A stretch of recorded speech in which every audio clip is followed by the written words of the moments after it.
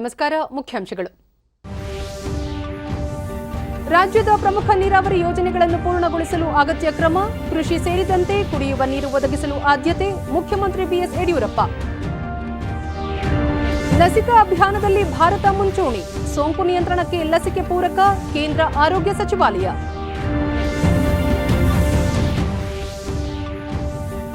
Doctor B R Ambedkar ಸಾಂಸ್ಕೃತಿಕ ಕೇಂದ್ರಕ್ಕೆ ಶಂಕುಸ್ಥಾಪನೆ, ರಾಷ್ಟ್ರ ನಿರ್ಮಾಣಕ್ಕೆ ಬಹುವ್ಯಕ್ತಿತ್ವದ ಬಾಬಾ ಸಾಹೇಬ್ ಕೊಡುಗೆ ಅನನ್ಯ, ರಾಷ್ಟ್ರಪತಿ ರಾಮನಾಥ್ ಕೋವಿಂದ್. ಹಾಗೂ ವಾಹನ ತಯಾರಿಕಾ ಕ್ಷೇತ್ರದಲ್ಲಿ ಮಹತ್ವದ ಮೈಲಿಗಲ್ಲು, ಉದ್ಯೋಗಾವಕಾಶ ಗಣನೀಯ ಹೆಚ್ಚಳ, ಸಚಿವ ಪ್ರಕಾಶ್ ಜಾವಡೇಕರ್. ವಾರ್ತೆಗಳ ವಿವರ. ಕೇಂದ್ರ ಸರ್ಕಾರ ರೈತರ ಅನುಕೂಲಕ್ಕಾಗಿ ಆರಂಭಿಸಿರುವ ಕಿಸಾನ್ ರೈಲಿಗೆ ಮುಖ್ಯಮಂತ್ರಿ ಬಿಎಸ್ ಯಡಿಯೂರಪ್ಪ ಇಂದು ಬೆಂಗಳೂರಿನ ಯಲಹಂಕ ರೈಲ್ವೆ ನಿಲ್ದಾಣದಲ್ಲಿ ಹಸಿರು ನಿಶಾನೆ ತೋರಿದರು. ಈ ಸಂದರ್ಭದಲ್ಲಿ ಸಚಿವರುಗಳಾದ ಆರ್ ಅಶೋಕ, ಎಸ್ಟಿ ಸೋಮಶೇಖರ್, ಬಸವರಾಜ ಬೊಮ್ಮಾಯಿ ಸೇರಿದಂತೆ ಮತ್ತಿತರರು ಉಪಸ್ಥಿತರಿದ್ದರು.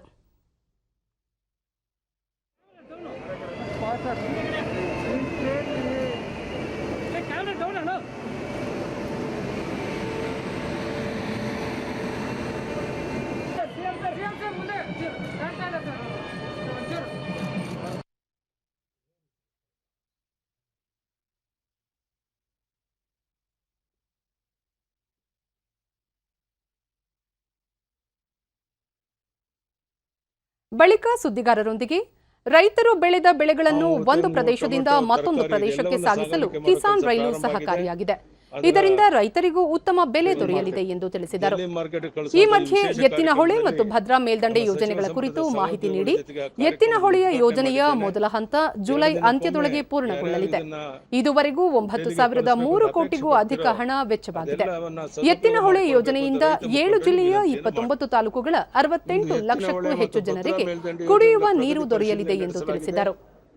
ಭದ್ರಾ ಮೇಲ್ದಂಡೆ ಯೋಜನೆ ರಾಷ್ಟ್ರೀಯ ಯೋಜನೆಯಾಗಿ ಘೋಷಣೆ ಮಾಡುವ ಪ್ರಕ್ರಿಯೆ ಅಂತಿಮ ಹಂತದಲ್ಲಿದ್ದು, ಕೇಂದ್ರ ಸಚಿವ ಸಂಪುಟದ ಅನುಮೋದನೆ ಬಾಕಿ ಇದೆ. ಈ ನಿಟ್ಟಿನಲ್ಲಿ ಕೇಂದ್ರ ಸಚಿವರೊಂದಿಗೆ ಚರ್ಚಿಸಿ ಶೀಘ್ರ ಅನುಮೋದನೆಗೆ ಅನುವು ಮಾಡಿಕೊಡಲು ಕೋರಲಾಗುವುದು. ಭದ್ರಾ ಮೇಲ್ದಂಡೆ ಯೋಜನೆಯಿಂದ ತುಮಕೂರು, ಚಿತ್ರದುರ್ಗ ಹಾಗೂ ದಾವಣಗೆರೆ ಜಿಲ್ಲೆಗಳಿಗೆ ಸಹಕಾರಿಯಾಗಲಿದೆ ಎಂದು ತಿಳಿಸಿದರು. ಯೋಜನೆಯಡಿ ಯಾವುದೇ ಅಕ್ರಮಗಳು ಗಮನಕ್ಕೆ ಬಂದರೂ ಅಧಿಕಾರಿಗಳನ್ನು ಹೊಣೆಗಾರಿಕೆ ಮಾಡ್ತೇನೆ ಅಂತ ಎಚ್ಚರಿಕೆಯನ್ನು ಸಹ ನಾನು ಈ ಸಂದರ್ಭದಲ್ಲಿ ಕೊಟ್ಟಿದ್ದೇನೆ. ಹೀಗಾಗಿ ಇವತ್ತು ಭದ್ರಾ ಮೇಲ್ದಂಡೆ ಯೋಜನೆ ಎತ್ತಿನಹೊಳೆ ನೀರಾವರಿ ಯೋಜನೆಗೆ ಆದ್ಯತೆಯನ್ನು ಕೊಟ್ಟು ಆದಷ್ಟು ಬೇಗ ಕೆಲಸವನ್ನು ಮುಗಿಸಿ ನಮ್ಮ ತೊಂದರೆಗೊಳಗಾಗಿರುವಂಥ ರೈತರಿಗೆ ನೀರನ್ನು ಒದಗಿಸುವಂಥ ಉದ್ದೇಶದಿಂದ ಇದನ್ನು ಮಾಡ್ತಾ ಇದ್ದೇವೆ. ಆದಷ್ಟು ಬೇಗ ಇದಕ್ಕೆ ಹೆಚ್ಚಿನ ಹಣಕಾಸಿನ ನೆರವಿನ ಅಗತ್ಯ ಇದೆ. ಸಾಲ ಪಡೆದಾದರೂ ಹಣವನ್ನು ತಂದು ಯೋಜನೆಯನ್ನು ಪೂರ್ಣ ಮಾಡೋದ್ರ ಬಗ್ಗೆ ಈಗಾಗಲೇ ಆರ್ಥಿಕ ಇಲಾಖೆಯವರ ಜೊತೆಗೆ ಚರ್ಚೆ ಮಾಡಿದ್ದೇನೆ. ಈಗ ತಾನೇ ಸಭೆ ಮುಗಿಸಿ ಇಲ್ಲಿಗೆ ಬಂದೇನೆ. ಇಲ್ಲಿ ಮಾಧ್ಯಮದ ಸ್ನೇಹಿತರಿಲ್ಲದೆ ಇದ್ದರಿಂದ ಇಲ್ಲಿ ಈ ಮಾತನ್ನು ನಾನು ಹೇಳ್ತಾ ಇದ್ದೇನೆ.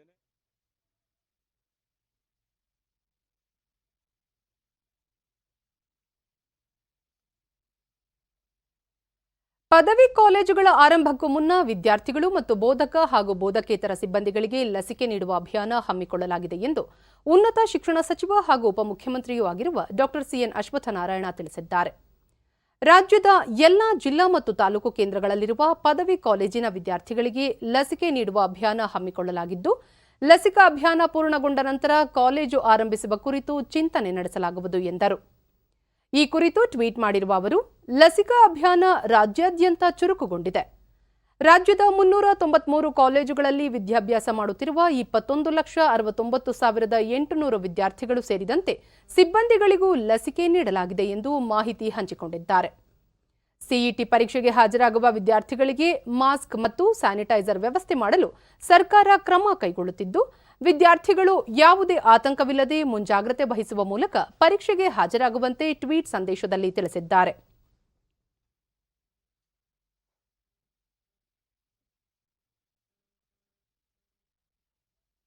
ರಾಜ್ಯದಲ್ಲಿ ಕೊರೋನಾ ಲಸಿಕೆ ಕೊರತೆ ಇಲ್ಲ ಎಂದು ಆರೋಗ್ಯ ಮತ್ತು ವೈದ್ಯಕೀಯ ಶಿಕ್ಷಣ ಸಚಿವ ಡಾಕ್ಟರ್ ಕೆ ಸುಧಾಕರ್ ಮೈಸೂರಿನಲ್ಲಿಂದು ತಿಳಿಸಿದ್ದಾರೆ. ಮೈಸೂರು ಜಿಲ್ಲೆಯ ಆರೋಗ್ಯ ಮತ್ತು ಕುಟುಂಬ ಕಲ್ಯಾಣ ಇಲಾಖೆಯ ಪ್ರಗತಿ ಪರಿಶೀಲನಾ ಸಭೆ ನಡೆಸಿದ ಅವರು, ಮುಂದಿನ ಕೆಲವು ದಿನಗಳಲ್ಲಿ ರಾಜ್ಯದ ಹಲವು ಜಿಲ್ಲೆಗಳಲ್ಲಿ ಕೊರೋನಾ ಸೋಂಕಿನ ಶೇಕಡಾವಾರು ಪ್ರಮಾಣ ಇಳಿಮುಖವಾಗಲಿದೆ. ಕಪ್ಪು ಶಿಲೀಂಧ್ರ ಪ್ರಕರಣಗಳು ದಿನದಿಂದ ದಿನಕ್ಕೆ ಕಡಿಮೆಯಾಗುತ್ತಿದ್ದು ಪ್ರತಿದಿನ 2 ರಿಂದ 3 ಲಕ್ಷ ಮಂದಿಗೆ ರಾಜ್ಯದಲ್ಲಿ ಲಸಿಕೆ ಹಾಕಲಾಗುತ್ತಿದೆ ಎಂದು ತಿಳಿಸಿದರು. ಮೈಸೂರಿನಲ್ಲಿ ಕೊರೋನಾ ಸೋಂಕು ಇಳಿಮುಖವಾಗದ ಹಿನ್ನೆಲೆಯಲ್ಲಿ ಉನ್ನತ ಮಟ್ಟದ ತಜ್ಞರ ತಂಡವನ್ನು ನೇಮಕ ಮಾಡಲಾಗಿದೆ. ಈ ತಂಡವು ಸೋಂಕಿನ ಹರಡುವಿಕೆ ನಿಯಂತ್ರಣ ಕ್ರಮಗಳ ಕುರಿತು ಅಧ್ಯಯನ ಮಾಡಲಿದೆ ಎಂದು ಮಾಹಿತಿ ನೀಡಿದರು. ಪ್ರತಿನಿತ್ಯ ಕೂಡ 2 ರಿಂದ 3 ಲಕ್ಷ, ಕೆಲವೊಮ್ಮೆ 5 ಲಕ್ಷ ಕೂಡ ಲಸಿಕೆ ಕೊಡ್ತಾ ಇದ್ದೀವಿ. CFR ಕೇಸ್ ಫೆಟಾಲಿಟಿ ರೇಟ್ ಇನ್ನೂ ಕೂಡ ಸ್ವಲ್ಪ ಹೆಚ್ಚಿದೆ, 3.85% ಇದೆ. ಅದಕ್ಕೆ ನಾನು ವಿಶೇಷವಾಗಿ ಭೇಟಿ ಕೊಟ್ಟಿರುವಂಥದ್ದು ಮತ್ತು ಇದಕ್ಕೆ ಒಂದು ಡೆತ್ ಆಡಿಟ್ ಎಕ್ಸ್ಪರ್ಟ್ಸನ್ನು ಒಂದು ಕಮಿಟಿಯನ್ನು ಕೂಡ ಇಲ್ಲಿ ಕಳಿಸ್ಕೊಡ್ತಾ ಇದ್ದೀವಿ. ಮತ್ತು ಇಲ್ಲಿ ನಮ್ಮ ಮಾನ್ಯ ಜಿಲ್ಲಾಧಿಕಾರಿಗಳಿಗೂ ಕೂಡ ನಾನು ಸಲಹೆಯನ್ನು ಕೊಟ್ಟಿದ್ದೀನಿ. ದೊಡ್ಡ ದೊಡ್ಡ ಆಸ್ಪತ್ರೆಗಳಲ್ಲಿ ಒಂದು ತಂಡವನ್ನು ಮಾಡಿ ಅಲ್ಲಿ ಕೂಡ ಯಾಕೆ ಸಾವು ಹೆಚ್ಚಾಗಿದೆ ಅನ್ನೋದ್ರ ಬಗ್ಗೆ ಕೂಡ ಡೆತ್ ಆಡಿಟ್ ರಿಪೋರ್ಟನ್ನು ಮಾಡಿಸಿ ಅಂತ ಕೂಡ ಹೇಳಿದ್ದೇನೆ. ಅದನ್ನು ತನಿಖೆಯನ್ನು ಕೂಡ ಮಾಡಿಸ್ತಾರೆ.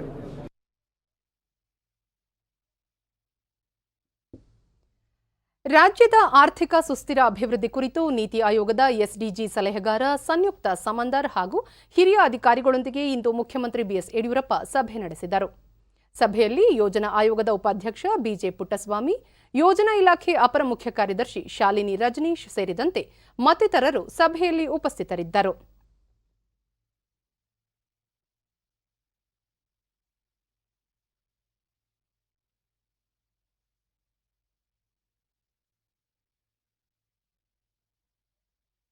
ಬಳಿಕ ಸುದ್ದಿಗಾರರೊಂದಿಗೆ ಬಿಎಸ್ ಯಡಿಯೂರಪ್ಪ ನೀತಿ ಆಯೋಗದ ಸುಸ್ಥಿರ ಗುರಿ ಸೂಚ್ಯಂಕದ ಅಂಕ ಹಾಗೂ ಸ್ಥಾನದಲ್ಲಿ ಗಣನೀಯ ಸುಧಾರಣೆಯಾಗಿರುವ ಬಗ್ಗೆ ನೀತಿ ಆಯೋಗದ ಅಧಿಕಾರಿಗಳು ತೃಪ್ತಿ ವ್ಯಕ್ತಪಡಿಸಿದ್ದು, ಮುಂದಿನ ದಿನಗಳಲ್ಲಿ ಸುಸ್ಥಿರ ಅಭಿವೃದ್ಧಿಯಲ್ಲಿ ರಾಜ್ಯವನ್ನು ಮೊದಲ ಸ್ಥಾನಕ್ಕೆ ಏರಿಸಲು ವಹಿಸಬೇಕಾದ ಕ್ರಮಗಳ ಕುರಿತು ಸಭೆಯಲ್ಲಿ ಚರ್ಚೆ ನಡೆಸಲಾಯಿತು. ಮಕ್ಕಳು, ಗರ್ಭಿಣಿಯರ ಪೌಷ್ಟಿಕತೆ, ಲಿಂಗ ಸಮಾನತೆ, ಶಿಕ್ಷಣ, ವಸತಿ ಸೇರಿದಂತೆ ಹಲವು ವಿಚಾರಗಳ ಕುರಿತು ಮತ್ತಷ್ಟು ಗಮನ ಹರಿಸುವಂತೆ ತಜ್ಞರು ಸಲಹೆ ನೀಡಿದ್ದಾರೆ ಎಂದು ತಿಳಿಸಿದರು. ಚರ್ಚಿಸಲಾಯಿತು. ನೀತಿ ಆಯೋಗದ ಸುಸ್ಥಿರ ಅಭಿವೃದ್ಧಿ ಗುರಿ ಸೂಚ್ಯಾಂಕದಲ್ಲಿ ರಾಜ್ಯದ ಅಂಕ ಸ್ಥಾನದಲ್ಲಿ ಗಣನೀಯ ಸುಧಾರಣೆಯಾಗಿದೆ. ಮುಂದಿನ ದಿನಗಳಲ್ಲಿ ರಾಜ್ಯವನ್ನು ಮೊದಲನೇ ಸ್ಥಾನಕ್ಕೆ ಕೊಂಡೊಯ್ಯುವ ಬಗ್ಗೆ ಆದ್ಯತೆ ನೀಡಬೇಕಾದ ವಿಷಯಗಳ ಕುರಿತು ಸಭೆಯಲ್ಲಿ ಚರ್ಚಿಸಲಾಯಿತು. ಗರ್ಭಿಣಿಯರು ಹಾಗೂ ಮಕ್ಕಳ ಅಪೌಷ್ಟಿಕತೆ, ಲಿಂಗ ಸಮಾನತೆ, ವಸತಿ, ಶಿಕ್ಷಣ ಮೊದಲಾದ ವಿಷಯಗಳ ಕುರಿತು ಇನ್ನಷ್ಟು ಗಮನ ಹರಿಸುವ ಸಲಹೆ ನೀಡಿದ್ದಾರೆ. ಈಗಾಗಲೇ ಆಯವ್ಯಯದಲ್ಲಿ ರಾಜ್ಯದ ಎಲ್ಲ ಯೋಜನೆಗಳಿಗೂ ಎಸ್ಡಿಜಿ ಗುರಿ ಸಾಧನೆಯನ್ನು ಕೇಂದ್ರೀಕರಿಸಿ ಅನುಷ್ಠಾನಗೊಳಿಸಲಾಗುವುದು ಎಂದು ಘೋಷಿಸಲಾಗಿದೆ. ಅದರಂತೆ ಸರ್ಕಾರ ಕಾರ್ಯನಿರ್ವಹಿಸಲಿದೆ. ಮಹಾರಾಷ್ಟ್ರದಲ್ಲಿ ಕೊರೋನಾ ಸೋಂಕು ಮತ್ತು ಡೆಲ್ಟಾ ಪ್ಲಸ್ ಸೋಂಕು ಕೆಲವು ಜಿಲ್ಲೆಗಳಲ್ಲಿ ಪತ್ತೆಯಾಗಿರುವ ಹಿನ್ನೆಲೆಯಲ್ಲಿ ಕರ್ನಾಟಕದ ಗಡಿ ಜಿಲ್ಲೆಗಳಲ್ಲಿ ಕಠಿಣ ನಿಬಂಧನೆಗಳನ್ನು ಕೈಗೊಳ್ಳುವಂತೆ ರಾಜ್ಯ ಸರ್ಕಾರ ಆಯಾ ಜಿಲ್ಲೆಗಳಿಗೆ ನಿರ್ದೇಶನ ನೀಡಿದೆ. ಮಹಾರಾಷ್ಟ್ರದಿಂದ ರಾಜ್ಯಕ್ಕೆ ಬರುವವರು ಕಡ್ಡಾಯವಾಗಿ 72 ಗಂಟೆ ಒಳಗಿನ RT-PCR ವರದಿ ಅಥವಾ 1 ಡೋಸ್ ಲಸಿಕೆ ಪಡೆದಿರುವುದನ್ನು ಖಾತರಿಪಡಿಸಿಕೊಳ್ಳಲು ಸೂಚಿಸಲಾಗಿದೆ. ಅಲ್ಲದೆ ಗಡಿ ಜಿಲ್ಲೆಗಳಲ್ಲಿ ಚೆಕ್ಪೋಸ್ಟ್ಗಳನ್ನು ನಿರ್ಮಿಸಿ ಪ್ರಯಾಣಿಕರ ತಪಾಸಣೆ ನಡೆಸಲು ಜಿಲ್ಲಾಧಿಕಾರಿಗಳಿಗೆ ಆದೇಶಿಸಲಾಗಿದೆ.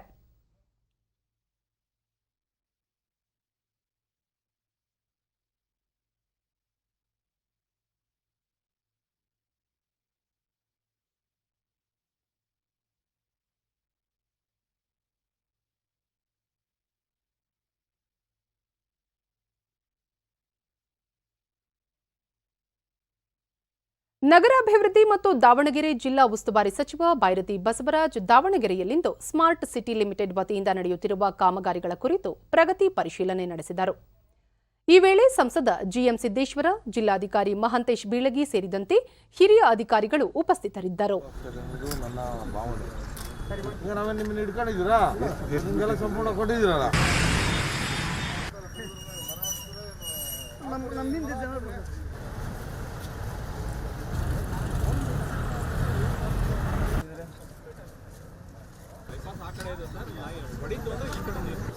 ನಂತರ ಅವರು ನಗರದಲ್ಲಿ ನಿರ್ಮಾಣವಾಗುತ್ತಿರುವ ಕರ್ನಾಟಕ ರಾಜ್ಯ ರಸ್ತೆ ಸಾರಿಗೆ ನಿಗಮ ಬಸ್ ನಿಲ್ದಾಣ, ಖಾಸಗಿ ಬಸ್ ನಿಲ್ದಾಣ ಮತ್ತು ಕುಂದವಾಡ ಕೆರೆ ಬಳಿ ನಿರ್ಮಿಸಲಾಗುತ್ತಿರುವ ವಿದ್ಯುತ್ ಚಿತಾಗಾರ ಕಾಮಗಾರಿಯನ್ನು ಪರಿಶೀಲಿಸಿ ಕಾಮಗಾರಿಗಳನ್ನು ತ್ವರಿತಗತಿಯಲ್ಲಿ ಪೂರ್ಣಗೊಳಿಸುವಂತೆ ಅಧಿಕಾರಿಗಳಿಗೆ ಸೂಚಿಸಿರುವುದಾಗಿ ತಿಳಿಸಿದರು. ಕೆಲಸ ಮಾಡಬೇಕು ಅನ್ನೋ ಒಂದು ಸೂಚನೆಯನ್ನು ಕೂಡ ಕೊಟ್ಟಿದ್ದೇವೆ. ನಾನು ಮುಂದಿನ 1 ತಿಂಗಳು ಬಿಟ್ಟು ಬರ್ತೇನೆ, ಎಷ್ಟು ಪ್ರೋಗ್ರೆಸ್ ತೋರಿಸ್ತೀವಿ ಅಂತ ಹೇಳಿ ಅದಕ್ಕೆ ಅಲ್ಲಿನ KSRTC DC ಅವರು ಕೂಡ ಆ ಸ್ಥಳದಲ್ಲಿದ್ದು ಅವರು ನಾವು ಇದನ್ನು ಜವಾಬ್ದಾರಿಯನ್ನು ತೆಗೆದುಕೊಳ್ತೀವಿ ಅನ್ನೋ ಮಾತನ್ನು ಹೇಳಿದ್ದಾರೆ. ಅದಾದಮೇಲೆ ನಮ್ಮ ಪ್ರೈವೇಟ್ ಬಸ್ ಸ್ಟ್ಯಾಂಡ್ಗೂ ಬಂದು ಅದನ್ನು ಕೂಡ ವೀಕ್ಷಣೆ ಮಾಡಿದ್ವಿ. ಅದು ಇನ್ನೊಂದು 6 ತಿಂಗಳಲ್ಲಿ ನಾವು ಸಂಪೂರ್ಣವಾಗಿ ಮುಗಿಸ್ತೇವೆ ಅನ್ನೋ ಒಂದು ಮಾತನ್ನು ನಮ್ಮ ಅಧಿಕಾರಿಗಳು ಹೇಳಿದ್ದಾರೆ. ಅವರ ಇದಕ್ಕೂ ಕೂಡ ನಾನು ಹೇಳಿದ್ದೇನೆ, ಬೇಗ ಮುಗಿಸಿ ಸಾರ್ವಜನಿಕ ಲೋಕಾರ್ಪಣೆ ಮಾಡಬೇಕು ಅನ್ನೋ ಒಂದು ಸೂಚನೆ ಕೊಟ್ಟಾದಮೇಲೆ ಕೆಲವು ರಸ್ತೆಗಳಲ್ಲಿ ಏನು ಫುಟ್ಪಾತು ಪೆಡಲ್ ಸ್ಟೀಲ್ಗಳು ಎಲ್ಲೆಲ್ಲಿ ನಾವು ಕಾಮಗಾರಿಗಳನ್ನ ಕೈಗೆತ್ತಿಕೊಂಡಿದ್ವಿ ಅವನು ಕೂಡ ವೀಕ್ಷಣೆ ಮಾಡಿದ್ವಿ. ಅದಾದಮೇಲೆ ಇವತ್ತು ಅತ್ಯಾಧುನಿಕವಾಗಿ ಇವತ್ತು ದಾವಣಗೆರೆ ನಗರದಲ್ಲಿ ಒಂದು ಎಲೆಕ್ಟ್ರಿಕಲ್ ಚಿಕಿತ್ಸಾ ಇದನ್ನು ಮಾಡ್ತೇವೆ, ಚಿತಾಗಾರವನ್ನು ಇವತ್ತು ನಾವು ಕನ್ಸ್ಟ್ರಕ್ಷನ್ ಮಾಡ್ತಾಯಿದ್ದೀವಿ. ಅದನ್ನು ಕೂಡ ಪರೀಕ್ಷೆ ಮಾಡಿದ್ವಿ. ಅದು ಇನ್ನೊಂದು 1.5 ತಿಂಗಳಲ್ಲಿ ಲೋಕಾರ್ಪಣೆ ಮಾಡೋ ಕೆಲಸವನ್ನು ಕೂಡ ಭಾರತ ಕೋವಿಡ್ ನಿಗ್ರಹ ಲಸಿಕೆ ನೀಡಿಕೆಯಲ್ಲಿ ಮತ್ತೊಂದು ಐತಿಹಾಸಿಕ ಸಾಧನೆ ಮಾಡಿದ್ದು, ಇಂದು ಮಧ್ಯಾಹ್ನದ 3 ಗಂಟೆಯ ಹೊತ್ತಿಗೆ ಲಭ್ಯವಾದ ಮಾಹಿತಿಯಂತೆ 33 ಕೋಟಿ ಲಸಿಕೆ ಡೋಸ್ ನೀಡಲಾಗಿದೆ ಎಂದು ಆರೋಗ್ಯ ಮತ್ತು ಕುಟುಂಬ ಕಲ್ಯಾಣ ಸಚಿವಾಲಯದ ಜಂಟಿ ಕಾರ್ಯದರ್ಶಿ ಲವ ಅಗರ್ವಾಲ್ ತಿಳಿಸಿದ್ದಾರೆ. ಸುದ್ದಿಗೋಷ್ಠಿಯಲ್ಲಿ ಅವರು ಭಾರತ 32 ಕೋಟಿ ಡೋಸ್ ಲಸಿಕೆಯನ್ನು 163 ದಿನಗಳಲ್ಲಿ ನೀಡಿದ್ದರೆ ಅಮೆರಿಕ ಇಷ್ಟೇ ಸಂಖ್ಯೆಯ ಲಸಿಕೆಯನ್ನು ನೀಡಲು 193 ದಿನ ತೆಗೆದುಕೊಂಡಿತ್ತು ಎಂದು ತಿಳಿಸಿದರು. ಈವರೆಗೆ ದೇಶದಲ್ಲಿ 27 ಕೋಟಿ 27 ಲಕ್ಷ ಜನರಿಗೆ ಪ್ರಥಮ ಡೋಸ್ ಲಸಿಕೆ ನೀಡಲಾಗಿದ್ದರೆ 5 ಕೋಟಿ 84 ಲಕ್ಷ ಜನರಿಗೆ 2 ಡೋಸ್ ಲಸಿಕೆ ನೀಡಲಾಗಿದೆ. ಒಟ್ಟಾರೆ 33 ಕೋಟಿ 11 ಲಕ್ಷ ಡೋಸ್ ಲಸಿಕೆಯನ್ನು ದೇಶದಲ್ಲಿ ನೀಡಲಾಗಿದೆ ಎಂದು ತಿಳಿಸಿದರು. ಈ ಪೈಕಿ 1 ಕೋಟಿ 20 ಸಾವಿರ ಆರೋಗ್ಯ ಕಾರ್ಯಕರ್ತರಿಗೆ, 1 ಕೋಟಿ 75 ಲಕ್ಷ ಮುಂಚೂಣಿ ಕಾರ್ಯಕರ್ತರಿಗೆ, 15 ಕೋಟಿ 60 ಲಕ್ಷ 45 ವರ್ಷ ಮೇಲ್ಪಟ್ಟವರಿಗೆ ಮತ್ತು 8 ಕೋಟಿ 90 ಲಕ್ಷ 18 ವರ್ಷದಿಂದ 44 ವರ್ಷದೊಳಗಿನವರಿಗೆ ಪ್ರಥಮ ಡೋಸ್ ಲಸಿಕೆ ನೀಡಲಾಗಿದೆ ಎಂದು ವಿವರಿಸಿದರು. 72 ಲಕ್ಷ ಆರೋಗ್ಯ ಕಾರ್ಯಕರ್ತರಿಗೆ, 95 ಲಕ್ಷ ಮುಂಚೂಣಿ ಕಾರ್ಯಕರ್ತರಿಗೆ 2ನೇ ಡೋಸ್ ಲಸಿಕೆ ನೀಡಲಾಗಿದೆ. 45 ವರ್ಷ ಮೇಲ್ಪಟ್ಟ 3 ಕೋಟಿ 97 ಲಕ್ಷ ಮತ್ತು 18 ವರ್ಷದಿಂದ 44 ವರ್ಷದೊಳಗಿನ 20 ಲಕ್ಷ ಜನರಿಗೆ 2ನೇ ಡೋಸ್ ಲಸಿಕೆ ನೀಡಲಾಗಿದೆ ಎಂದರು. ದೇಶದಲ್ಲಿ ಈವರೆಗೆ 14 ಕೋಟಿ 99 ಲಕ್ಷ ಮಹಿಳೆಯರಿಗೆ ಮತ್ತು 17 ಕೋಟಿ 48 ಲಕ್ಷ ಪುರುಷರಿಗೆ ಲಸಿಕೆ ನೀಡಲಾಗಿದೆ. ಒಟ್ಟು ಲಸಿಕೆಯ ಪೈಕಿ 46% ಮಹಿಳೆಯರು ಮತ್ತು 54% ಪುರುಷರು ಲಸಿಕೆ ಪಡೆದಿದ್ದಾರೆ ಎಂದು ತಿಳಿಸಿದರು. ದೇಶದಲ್ಲಿ ಕೊರೋನಾದ ದೈನಿಕ ಹೊಸ ಪ್ರಕರಣಗಳ ಸರಾಸರಿಯಲ್ಲೂ ಗಣನೀಯ ಇಳಿಕೆಯಾಗುತ್ತಿದೆ.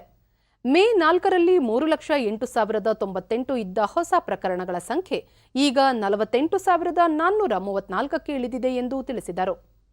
ಭಾರತದ ಲಸಿಕೆಗಳು ರೋಗ ನಿಗ್ರಹದಲ್ಲಿ ಸಮರ್ಥವಾಗಿದ್ದು, ಲಸಿಕೆಯ ಮೇಲೆ ವಿಶ್ವಾಸವಿಡುವ ಅಗತ್ಯವಿದೆ ಎಂದರು. कि रूरल और अर्बन डिवाइड तो नहीं है, उस विषय में मैं आप लोगों की दृष्टि में लाना चाहूंगा. अगर हम देखें कि रूरल प्रांत में जो हमारे सेंटर्स हैं वर्सेस अर्बन प्रांत में जो हमारे सेंटर्स हैं, और माने कि उन सेंटर्स में रूरल और अर्बन पॉपुलेशन आती है, तो हम देखें कि हमारी रूरल की कवरेज 9.72 करोड़ डोजेज है 1 मई टू 24 जून, जो यानी कि 56% है, और अर्बन की 7.68 करोड़ डोजेज है जो कि 44% है. तो यहां हम आपके द्वारा सबसे रिक्वेस्ट करना चाहेंगे, जैसे रूरल प्रांत में हमारी ये डोजेज हमारे वैक्सीनेशन कार्यक्रम चल रहा है, उसी तरह से सुचारू रूप से चलता रहे, क्योंकि हमारी काफी देश की जनसंख्या ग्रामीण प्रांतों में रहती है. हम उनको भी उसी सुचारू रूप से कवर करना चाहते हैं.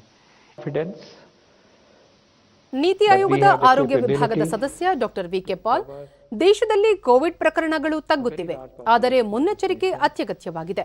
ಇದು ಜನ ಸೇರುವ, ಸಂತೋಷ ಕೂಟ ಮಾಡುವ ಸಮಯವಲ್ಲ.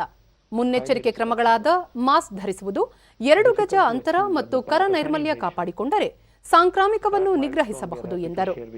ಭಾರತದಲ್ಲಿರುವ ಸಿಪ್ಲಾ ಔಷಧ ಕಂಪನಿ ಮೊಡರ್ನಾ ಲಸಿಕೆಯನ್ನು ಆಮದು ಮಾಡಿಕೊಂಡು ದೇಶೀಯ ಬಳಕೆಗೆ ಲಭ್ಯವಾಗುವಂತೆ ಮಾಡಲು ಸಲ್ಲಿಸಿದ್ದ ಅರ್ಜಿಗೆ ಸಂಬಂಧಿಸಿದಂತೆ ಆ ಲಸಿಕೆಯ ತುರ್ತು ಬಳಕೆಗೆ ಅನುಮತಿ ನೀಡಲಾಗಿದೆ ಎಂದು ತಿಳಿಸಿದರು. With at least 1 dose, which is reassuring. It should now move further.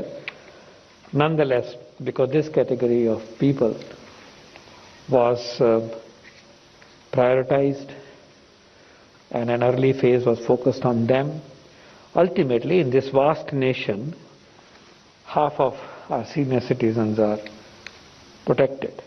This is no mean achievement again, looking at the size of our country. And of course, there are states, as we have shown in the past, where this coverage is higher than this, and there are some which is behind. But overall, a reassuring situation that the focused and high prioritized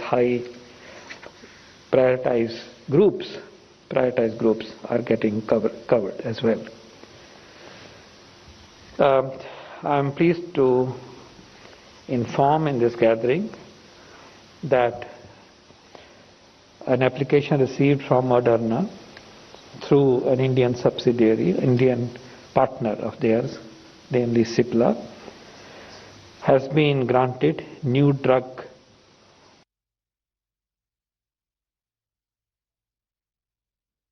ಪ್ರಧಾನಿ ನರೇಂದ್ರ ಮೋದಿ ಇಂದು ರಕ್ಷಣಾ ಕ್ಷೇತ್ರಕ್ಕೆ ಸಂಬಂಧಿಸಿದಂತೆ ಉನ್ನತ ಮಟ್ಟದ ಸಭೆ ನಡೆಸಿದರು. ಈ ಸಂದರ್ಭದಲ್ಲಿ ರಕ್ಷಣಾ ಸಚಿವ ರಾಜನಾಥ್ ಸಿಂಗ್, ಗೃಹ ಸಚಿವ ಅಮಿತ್ ಶಾ, ರಾಷ್ಟ್ರೀಯ ಭದ್ರತಾ ಸಲಹೆಗಾರ ಅಜಿತ್ ದೋವಲ್ ಸೇರಿದಂತೆ ಮತ್ತಿತರರು ಉಪಸ್ಥಿತರಿದ್ದರು. ಸಭೆಯಲ್ಲಿ ರಕ್ಷಣಾ ಕ್ಷೇತ್ರದ ಬಲವರ್ಧನೆ ಸೇರಿದಂತೆ ರಕ್ಷಣಾ ಸಾಮಗ್ರಿಗಳನ್ನು ಮತ್ತಷ್ಟು ಅತ್ಯುನ್ನತಗೊಳಿಸಲು ಚರ್ಚಿಸಲಾಯಿತು ಎನ್ನಲಾಗಿದೆ.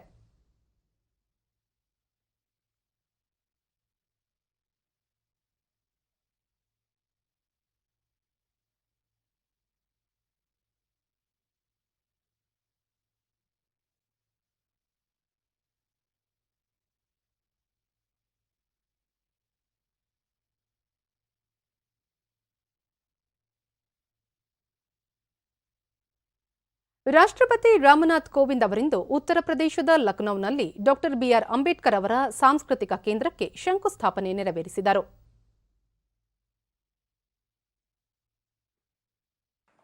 अति आदर के साथ निवेदन करूंगी अति आदरणीय माननीय राष्ट्रपति महोदय जी से कि भारत रत्न डॉक्टर करें. ಈ ಸಂದರ್ಭದಲ್ಲಿ ರಾಜ್ಯಪಾಲರಾದ ಆನಂದಿಬೆನ್ ಪಟೇಲ್ ಹಾಗೂ ಉತ್ತರ ಪ್ರದೇಶ ಮುಖ್ಯಮಂತ್ರಿ ಯೋಗಿ ಆದಿತ್ಯನಾಥ್ ಉಪಸ್ಥಿತರಿದ್ದರು. माननीय अति आदर ನಂತರ ಅವರು ಈ ಸ್ಮಾರಕ ಮತ್ತು ಸಾಂಸ್ಕೃತಿಕ ಕೇಂದ್ರ ಹಾಗೂ ಬಾಬಾ ಸಾಹೇಬ್ ಹೆಸರಿನಲ್ಲಿರುವ ಕೇಂದ್ರೀಯ ವಿಶ್ವವಿದ್ಯಾಲಯದಲ್ಲಿ ಅಂಬೇಡ್ಕರ್ ಅವರ ವಿಚಾರಧಾರೆ ಎಲ್ಲರನ್ನೂ ತಲುಪುತ್ತದೆ ಎಂಬ ವಿಶ್ವಾಸ ವ್ಯಕ್ತಪಡಿಸಿದರು. ಅಂಬೇಡ್ಕರ್ ಅವರ ಬಹು ಆಯಾಮದ ವ್ಯಕ್ತಿತ್ವ, ರಾಷ್ಟ್ರ ನಿರ್ಮಾಣಕ್ಕೆ ಅವರು ನೀಡಿದ ಅಮೂಲ್ಯ ಕೊಡುಗೆಯಿಂದ ಅವರ ಅಸಾಧಾರಣ ಕ್ಷಮತೆಯ ಪರಿಚಯವಾಗುತ್ತದೆ. ಶಿಕ್ಷಣ ತಜ್ಞರಾಗಿ, ಆರ್ಥಿಕ ತಜ್ಞರಾಗಿ, ಮುತ್ಸದ್ದಿ ರಾಜಕಾರಣಿಯಾಗಿ, ಸಂವಿಧಾನ ಶಿಲ್ಪಿಯಾಗಿ, ಪತ್ರಕರ್ತರಾಗಿ, ಸಮಾಜ ಸುಧಾರಕರಾಗಿ ಬಾಬಾ ಸಾಹೇಬ್ ಅವರ ಕೊಡುಗೆ ಅನನ್ಯ ಎಂದು ತಿಳಿಸಿದರು. ಸಂಸ್ಕೃತಿ, ಧರ್ಮ ಮತ್ತು ಆಧ್ಯಾತ್ಮಿಕ ಕ್ಷೇತ್ರಕ್ಕೂ ಅವರು ಅಮೂಲ್ಯ ಕೊಡುಗೆ ನೀಡಿದ್ದಾರೆ ಎಂದ ರಾಷ್ಟ್ರಪತಿಯವರು ದೇಶದ ಬ್ಯಾಂಕಿಂಗ್, ನೀರಾವರಿ, ವಿದ್ಯುತ್ ವ್ಯವಸ್ಥೆ, ಕಾರ್ಮಿಕ ನಿರ್ವಹಣಾ ವ್ಯವಸ್ಥೆ, ಕಂದಾಯ ಹಂಚಿಕೆ ವ್ಯವಸ್ಥೆ, ಶಿಕ್ಷಣ ವ್ಯವಸ್ಥೆಯಲ್ಲೂ ಅಂಬೇಡ್ಕರ್ ಅವರ ಛಾಪಿದೆ ಎಂದು ತಿಳಿಸಿದರು. फिल्म का अवलोकन भी किया. बाबा साहब डॉक्टर अंबेडकर के बहुआयामी व्यक्तित्व और राष्ट्र निर्माण में उनके बहुमूल्य योगदान से उनकी असाधारण क्षमता व योग्यता का परिचय मिलता है. हम सब जानते हैं कि वे एक शिक्षाविद, अर्थशास्त्री, विधिवेत्ता, राजनेता, पत्रकार, समाजशास्त्री व समाज सुधारक तो थे ही, उन्होंने संस्कृति, धर्म और अध्यात्म के क्षेत्रों में भी अपना अमूल्य योगदान दिया था. भारतीय संविधान के शिल्पकार होने के अलावा हमारे banking, irrigation, electricity system, labour management system, revenue sharing system, शिक्षा व्यवस्था आदि सभी क्षेत्रों पर डॉक्टर अंबेडकर के योगदान की छाप है. बाबा साहब के विजन में 4 बातें हमेशा महत्वपूर्ण रही हैं. ये 4 बातें हैं नैतिकता, समता, आत्मसम्मान और भारतीयता. इन चारों आदर्शों तथा जीवन मूल्यों की झलक बाबा साहब के चिंतन एवं कार्यों में दिखाई देती है.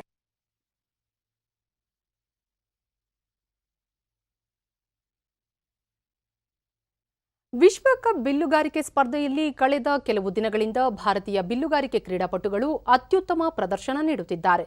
ಪ್ರಧಾನಿ ನರೇಂದ್ರ ಮೋದಿ ಭಾರತೀಯ ಬಿಲ್ಲುಗಾರರಿಗೆ ಅಭಿನಂದನೆ ಸಲ್ಲಿಸಿದ್ದಾರೆ.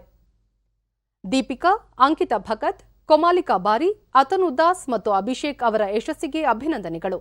ಈ ಸಾಧನೆ ಈ ಕ್ಷೇತ್ರದಲ್ಲಿ ಉದಯೋನ್ಮುಖ ಪ್ರತಿಭೆಗಳಿಗೆ ಸ್ಫೂರ್ತಿ ನೀಡುತ್ತದೆ ಎಂದು ತಿಳಿಸಿದ್ದಾರೆ.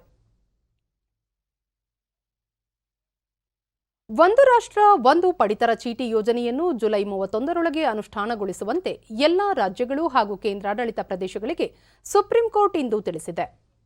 ಇದೇ ವೇಳೆ ವಲಸೆ ಕಾರ್ಮಿಕರ ನೋಂದಣಿಗೆ ಪೋರ್ಟಲ್ ಆರಂಭಿಸುವಂತೆಯೂ ಕೇಂದ್ರ ಸರ್ಕಾರಕ್ಕೆ ಸರ್ವೋಚ್ಚ ನ್ಯಾಯಾಲಯ ನಿರ್ದೇಶಿಸಿದೆ. ಸಾಂಕ್ರಾಮಿಕ ಕೊನೆಗೊಳ್ಳುವವರೆಗೂ ವಲಸೆ ಕಾರ್ಮಿಕರಿಗಾಗಿ ಸಮುದಾಯ ಅಡುಗೆ ಮನೆಗಳನ್ನು ನಡೆಸುವಂತೆ ಮತ್ತು ಪಡಿತರ ಪೂರೈಸುವಂತೆ ರಾಜ್ಯಗಳಿಗೆ ಸುಪ್ರೀಂ ಕೋರ್ಟ್ ನಿರ್ದೇಶಿಸಿದೆ. ಒಂದು ರಾಷ್ಟ್ರ ಒಂದು ಪಡಿತರ ಚೀಟಿ ಯೋಜನೆಯು ವಲಸೆ ಕಾರ್ಮಿಕರು ತಾವು ಇರುವ ರಾಜ್ಯದಲ್ಲೇ ತಮ್ಮ ಪಾಲಿನ ಪಡಿತರವನ್ನು ನ್ಯಾಯಬೆಲೆ ಅಂಗಡಿಯಿಂದ ಪಡೆದುಕೊಳ್ಳಲು ಅವಕಾಶ ಕಲ್ಪಿಸುತ್ತದೆ. ಕೋವಿಡ್ ಸಾಂಕ್ರಾಮಿಕದಿಂದ ಬಾಧಿತರಾಗಿರುವ ವಲಸೆ ಕಾರ್ಮಿಕರ ಕಲ್ಯಾಣದ ಹಿನ್ನೆಲೆಯಲ್ಲಿ ಕೇಂದ್ರ ಹಾಗೂ ರಾಜ್ಯ ಸರ್ಕಾರಗಳಿಗೆ ಸುಪ್ರೀಂ ಕೋರ್ಟ್ ಹಲವು ನಿರ್ದೇಶನಗಳನ್ನು ನೀಡಿದೆ.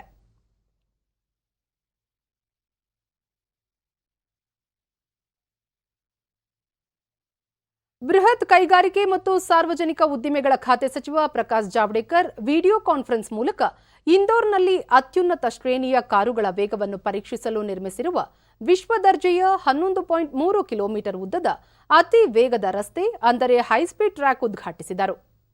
ನಂತರ ಅವರು ಭಾರತ ಕೇವಲ ವಾಹನಗಳ ಬಿಡಿ ಭಾಗಗಳ ಉತ್ಪಾದನೆ ಮತ್ತು ಸೇವಾ ಕೇಂದ್ರವಷ್ಟೇ ಅಲ್ಲ, ಅದು ವಾಹನ ಉತ್ಪಾದನೆಯ ನೆಚ್ಚಿನ ತಾಣವೂ ಆಗುವ ನಿಟ್ಟಿನಲ್ಲಿ ಹೆಜ್ಜೆ ಇಟ್ಟಿದ್ದು ಅದನ್ನು ಸಾಧಿಸುತ್ತದೆ ಎಂಬ ವಿಶ್ವಾಸ ವ್ಯಕ್ತಪಡಿಸಿದರು. ಭಾರತದಲ್ಲಿ ತಯಾರಾದ ವಾಹನಗಳು ವಿಶ್ವದ ಎಲ್ಲೆಡೆ ಸಂಚರಿಸಬೇಕು, ಉದ್ಯೋಗ ಸೃಷ್ಟಿಯಾಗಬೇಕು, ಹೆಚ್ಚಿನ ತೆರಿಗೆ ಸಂಗ್ರಹವಾಗಬೇಕು ಎಂಬುದು ಆತ್ಮನಿರ್ಭರ ಭಾರತದ ಕನಸಾಗಿದೆ ಎಂದರು. ಭಾರತ ಉತ್ಪಾದನಾ ತಾಣವಾಗಬೇಕು ಎಂದು ಪ್ರಧಾನಿಯವರು ಕಂಡಿರುವ ಕನಸು ನನಸಾಗುತ್ತಿದೆ. ಬಿಜೆಪಿ ಅಧಿಕಾರಕ್ಕೆ ಬಂದಾಗ ಭಾರತದಲ್ಲಿ ಕೇವಲ 2 ಮೊಬೈಲ್ ತಯಾರಿಕಾ ಕಾರ್ಖಾನೆ ಇದ್ದದ್ದು ಈಗ 200ಕ್ಕೂ ಹೆಚ್ಚು ಕಾರ್ಖಾನೆಗಳಿವೆ ಎಂದರು. ಅದೇ ರೀತಿ ವಾಹನ ತಯಾರಿಕೆಯಲ್ಲಿ ಹೊಸ ಅವಕಾಶಗಳು ತೆರೆದುಕೊಳ್ಳಲಿದ್ದು ಉದ್ಯೋಗಾವಕಾಶಗಳ ಹೆಚ್ಚಳವಾಗುತ್ತದೆ, ಭಾರತದ ಚಿತ್ರಣವೇ ಬದಲಾಗುತ್ತದೆ ಎಂದು ಹೇಳಿದರು. ಕೇಂದ್ರ ಸಚಿವ ಅರ್ಜುನ್ ರಾಮ್ ಮೇಘವಾಲ್ ಉಪಸ್ಥಿತರಿದ್ದರು. But it will become the hub of automobile and not only of components.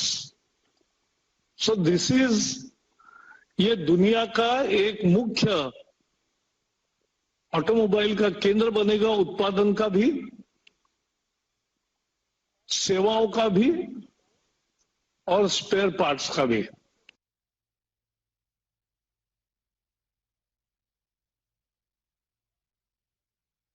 ಪ್ರಸಕ್ತ ಸಾಲಿನಲ್ಲಿ ಸಂಸತ್ತಿನ ಮುಂಗಾರು ಅಧಿವೇಶನ ನಡೆಸಲು ಸಂಸದೀಯ ವ್ಯವಹಾರಗಳ ಕುರಿತ ಸಂಪುಟ ಸಮಿತಿ ದಿನಾಂಕ ನಿಗದಿ ಮಾಡಿ ತನ್ನ ಶಿಫಾರಸು ಮಾಡಿದೆ. ಜುಲೈ 19ರಿಂದ ಆಗಸ್ಟ್ 13ರವರೆಗೆ ರಾಜ್ಯಸಭೆ ಮತ್ತು ಲೋಕಸಭೆಗಳ ಅಧಿವೇಶನ ಕರೆಯಲು ಶಿಫಾರಸು ಮಾಡುವ ಸಂಬಂಧ ಇಂದು ನಡೆದ ಸಂಸದೀಯ ವ್ಯವಹಾರಗಳ ಸಂಪುಟ ಸಮಿತಿ ಸಭೆ ನಿರ್ಣಯ ಕೈಗೊಂಡಿದೆ.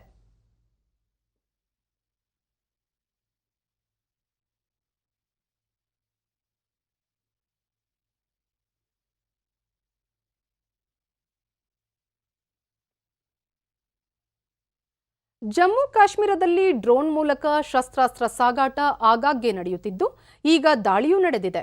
ದೇಶದ ಭದ್ರತಾ ಪಡೆಗಳು ಇಂತಹ ಕೃತ್ಯ ನಿರ್ವಹಿಸಲು ಸಮರ್ಥರಾಗಿದ್ದಾರೆ ಎಂದು ಕೇಂದ್ರ ಗೃಹ ಖಾತೆ ರಾಜ್ಯ ಸಚಿವ ಜಿ ಕಿಶನ್ ರೆಡ್ಡಿ ತಿಳಿಸಿದ್ದಾರೆ. ಡ್ರೋನ್ ದಾಳಿಯ ಕುರಿತಂತೆ ತನಿಖೆ ನಡೆಯುತ್ತಿದೆ. ಡ್ರೋನ್ ದಾಳಿಯೇ ಇರಲಿ, ಬೇರೆ ಯಾವುದೇ ರೀತಿಯ ದಾಳಿಗೆ ತಕ್ಕ ಉತ್ತರ ನೀಡುವ ಸಾಮರ್ಥ್ಯ ದೇಶಕ್ಕಿದೆ. ಈ ದಾಳಿಯಿಂದ ಧೃತಿಗೆಡುವ ಅಗತ್ಯವಿಲ್ಲ ಎಂದರು. ದೇಶದ ಭದ್ರತಾ ಪಡೆಗಳು, ಅರೆ ಸೇನಾ ಪಡೆಗಳು, ಜಮ್ಮು ಕಾಶ್ಮೀರದ ಪೊಲೀಸರು ಇಂತಹ ಕೃತ್ಯಗಳನ್ನು ಎದುರಿಸುವ ಸಾಮರ್ಥ್ಯವನ್ನು ಹೊಂದಿದ್ದಾರೆ. ನರೇಂದ್ರ ಮೋದಿ ಸರ್ಕಾರ ಬಂದ ಬಳಿಕ ಭಯೋತ್ಪಾದನೆ ಕೃತ್ಯಗಳು ಕಡಿಮೆಯಾಗಿವೆ, ಕರ್ಫ್ಯೂ ಕಡಿಮೆಯಾಗಿದೆ, ಕೋಮುಗಲಭೆ ಕಡಿಮೆಯಾಗಿದೆ, ದೇಶದಲ್ಲಿ ಜನರು ಸುರಕ್ಷಿತವಾಗಿದ್ದಾರೆ ಎಂದು ತಿಳಿಸಿದರು. जनता सुरक्षा को देने का काम मोदी जी के नेतृत्व में पूरा किया है. जो बहुत इन्फिल्ट्रेशन होता था टेररिस्ट का, उसमें ऊपर रोक लगाया, जो आमिनेशन आता था उसके ऊपर रोक लगाया, ठीक तरीके से काम चल रहा है, इसलिए कोई डरने का बात नहीं. सरकार का सिक्योरिटी एजेंसी का काम है जो भी ऐसे इलीगल एक्टिविटी को, एंटी नेशनल एक्टिविटी के पीछे जो है उसको पकड़ना चाहिए, उसको कल्प्रिट को देश के जनता के सामने रखना चाहिए. वो सिक्योरिटी एजेंसी का काम है, वो काम करेंगे सिक्योरिटी एजेंसी. ದೆಹಲಿಯಲ್ಲಿ ನಿರ್ಮಾಣ ಹಂತದಲ್ಲಿರುವ ಸೆಂಟ್ರಲ್ ವಿಸ್ಟಾ ಯೋಜನೆಯನ್ನು ಸ್ಥಗಿತಗೊಳಿಸಲು ನಿರ್ದೇಶಿಸುವಂತೆ ಕೋರಿ ಸಲ್ಲಿಸಿದ್ದ ಮನವಿಯನ್ನು ಸುಪ್ರೀಂ ಕೋರ್ಟ್ ಇಂದು ವಜಾಗೊಳಿಸಿದ್ದು ಅರ್ಜಿದಾರರಿಗೆ 1 ಲಕ್ಷ ರೂಪಾಯಿ ದಂಡ ವಿಧಿಸಿದೆ. ಅರ್ಜಿದಾರರು ಕೋವಿಡ್ ಹಿನ್ನೆಲೆಯಲ್ಲಿ ಒಂದು ಯೋಜನೆಯನ್ನು ಮಾತ್ರ ಸ್ಥಗಿತಗೊಳಿಸಲು ಕೋರಿದ್ದಾರೆ. ಆದರೆ ರಾಷ್ಟ್ರ ರಾಜಧಾನಿಯಲ್ಲಿ ಬೇರೆ ಯೋಜನೆಗಳು ನಡೆಯುತ್ತಿವೆ ಎಂದು ಹೇಳಿ ಅರ್ಜಿ ವಜಾ ಮಾಡಿದೆ.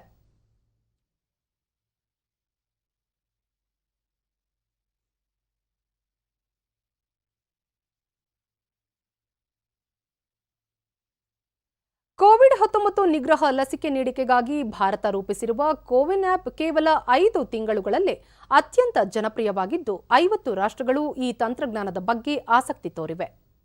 ಕೋವಿನ್ ಆಪ್ನ ಮುಖ್ಯ ಕಾರ್ಯನಿರ್ವಹಣಾಧಿಕಾರಿ ಡಾಕ್ಟರ್ ಆರ್.ಎಸ್. ಶರ್ಮಾ, ಕೋವಿನ್ ಆಪ್ ವೇದಿಕೆ ಕೇವಲ 5 ತಿಂಗಳುಗಳಲ್ಲಿ 300 ದಶಲಕ್ಷಕ್ಕೂ ಹೆಚ್ಚು ನೋಂದಣಿಯನ್ನು ಯಶಸ್ವಿಯಾಗಿ ಮಾಡಿದೆ. ಆಧಾರ್ ಮತ್ತು ಯುಪಿಐ ಅನುಭವದ ಫಲಶ್ರುತಿ ಇದಾಗಿದೆ ಎಂದು ಹೇಳಿದ್ದಾರೆ.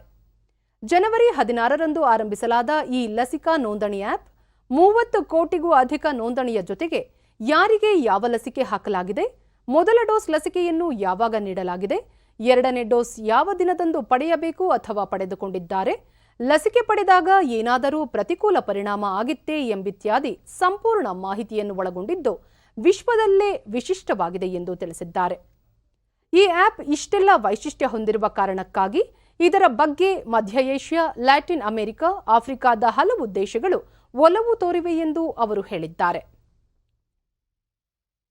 And vaccination and their granularity is each individual. So basically now this platform. Corona ಸೋಂಕು ನಿಯಂತ್ರಣಕ್ಕೆ ರಾಜ್ಯದಲ್ಲಿ ಅಗತ್ಯ ಮುನ್ನೆಚ್ಚರಿಕಾ ಕ್ರಮಗಳನ್ನು ಕೈಗೊಳ್ಳಲಾಗಿದ್ದು ಹೆಚ್ಚಿನ ಪ್ರಮಾಣದಲ್ಲಿ ತಪಾಸಣೆ ನಡೆಸಿ ಸೋಂಕು ಪತ್ತೆ ಹಚ್ಚಲಾಗುತ್ತಿದೆ. ಜೊತೆಗೆ ಲಸಿಕಾಕರಣಕ್ಕೆ ವೇಗ ನೀಡಲಾಗುತ್ತಿದೆ. ಉಡುಪಿ ಜಿಲ್ಲೆಯ ಬೈಂದೂರು ಸರ್ಕಾರಿ ಪ್ರಥಮ ದರ್ಜೆ ಕಾಲೇಜಿನ ಸಿಬ್ಬಂದಿ ಹಾಗೂ ವಿದ್ಯಾರ್ಥಿಗಳಿಗೆ ಇಂದು ಕೊರೋನಾ ತಪಾಸಣೆ ನಡೆಸಿದ ಬಳಿಕ ಲಸಿಕೆ ನೀಡಲಾಯಿತು.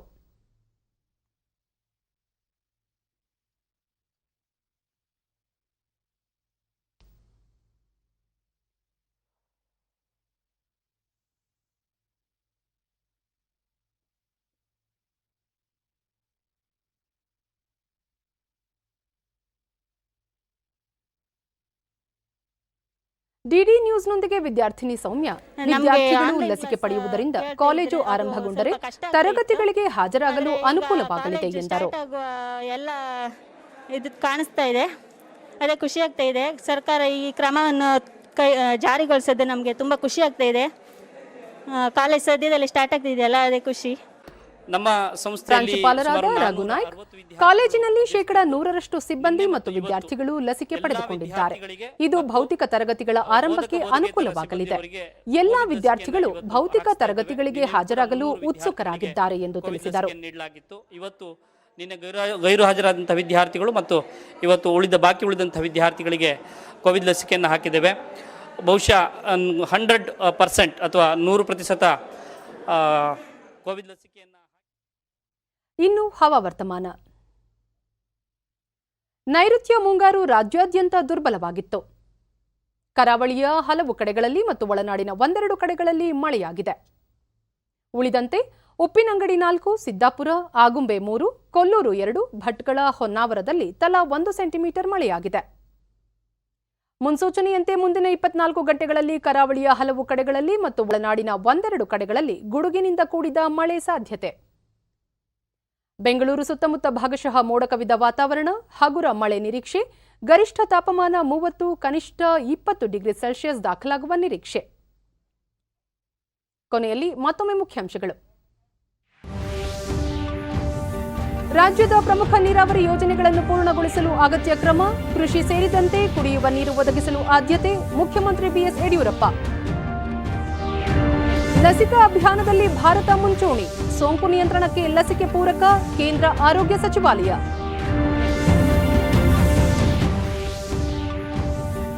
ಡಾಕ್ಟರ್ ಬಿಆರ್ ಅಂಬೇಡ್ಕರ್ ಸಾಂಸ್ಕೃತಿಕ ಕೇಂದ್ರಕ್ಕೆ ಶಂಕುಸ್ಥಾಪನೆ, ರಾಷ್ಟ್ರ ನಿರ್ಮಾಣಕ್ಕೆ ಬಹುವ್ಯಕ್ತಿತ್ವದ ಬಾಬಾ ಸಾಹೇಬ್ ಕೊಡುಗೆ ಅನನ್ಯ, ರಾಷ್ಟ್ರಪತಿ ರಾಮನಾಥ್ ಕೋವಿಂದ್. ಹಾಗೂ ವಾಹನ ತಯಾರಿಕಾ ಕ್ಷೇತ್ರದಲ್ಲಿ ಮಹತ್ವದ ಮೈಲಿಗಲ್ಲು, ಉದ್ಯೋಗಾವಕಾಶ ಗಣನೀಯ ಹೆಚ್ಚಳ, ಸಚಿವ ಪ್ರಕಾಶ್ ಜಾವಡೇಕರ್.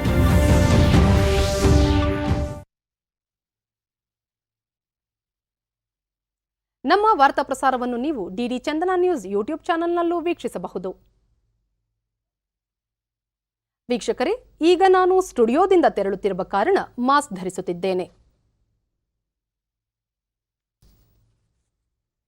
ನೀವು ಸಹ ಮನೆಯಿಂದ ಹೊರಹೋಗುವ ಮುನ್ನ ಸರಿಯಾದ ಕ್ರಮದಲ್ಲಿ ತಪ್ಪದೇ ಮಾಸ್ಕ್ ಧರಿಸಿ.